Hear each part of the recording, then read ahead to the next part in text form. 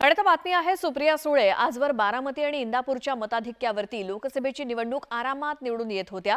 मात्र यावेळी पवार कुटुंबातच उभी फूट पडली आणि त्यामुळे पवारांचा निकाल हा पुण्याच्या वेशीवरचे 6 लाख मतदारच ठरवणार आहेत। पाहूयात कसे ते।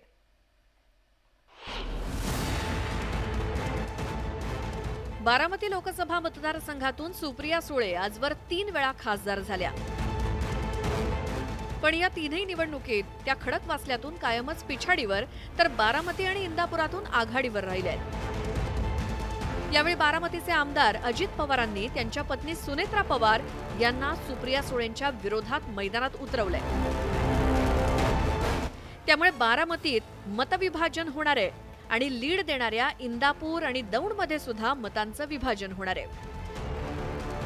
पुरंदर आणि भोरचे आमदार सुप्रिया सुळेंसोबत आहेत, त्यामुळे पुणे शहरानजीकच्या 6 लाख मतदारांना आपल्याकडे कसं खेचायचं हा प्रश्न दोन्ही उमेदवारांसमोर निर्माण झालाय।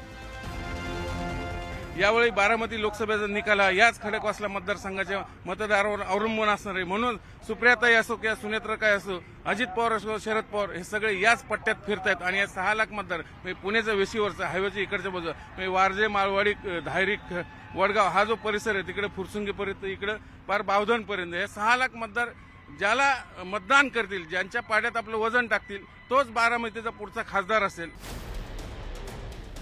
खडकवासल्यातील शहरी मतदारांचा अजून कुणालाच अंदाज येत नाहीये, म्हणूनच दोन्ही उमेदवारांसोबतच स्वतः अजित पवारांनी सुद्धा इथे प्रचंड जोर लावलाय।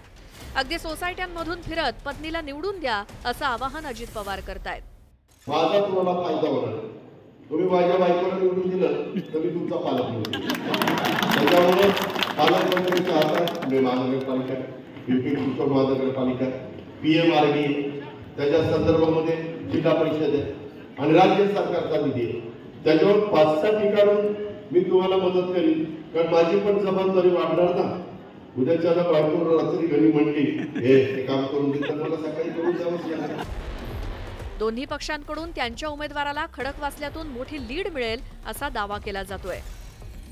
सुप्रियाताईंना कमीत कमी 20,000ची लीड आपल्याला मिळेल। गेल्या वेळेस -60,000 होते, आता 20,000 प्लस म्हणजे 80,000 100% खडकवासला विधानसभा मतदारसंघातून या लोकसभेमधून तिथं लीड मिळालेली आपल्या सगळ्यांना बघायला मिळेल।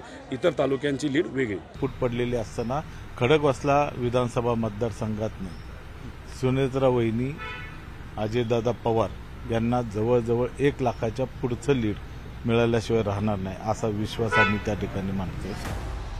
पुणे ग्रामीण भागातून सहानुभूतीच्या जोरावर जरी सुप्रिया सुळेंना लीड मिळालं तरी खडकवासल्यातील 80% मतदार हा शहरी आहे आणि याच 6 लाख शहरी मतदारांच्या जोरावर सुनेत्रा पवारांना जिंकून आणू शकतो असा विश्वास अजित पवारांना वाटतोय। त्यामुळे सुप्रिया सुळेंनीही याच भागावरती लक्ष केंद्रित केलंय। परिणामी बारामतीचा खासदार यंदा याच पुण्याच्या वेशीवरून निश्चित होणार हे नक्की। व्हिडिओ जर्नलिस्ट सचिन हंसाटेसह चंद्रकांत फुंदे, न्यूज 18 लोकमत, पुणे।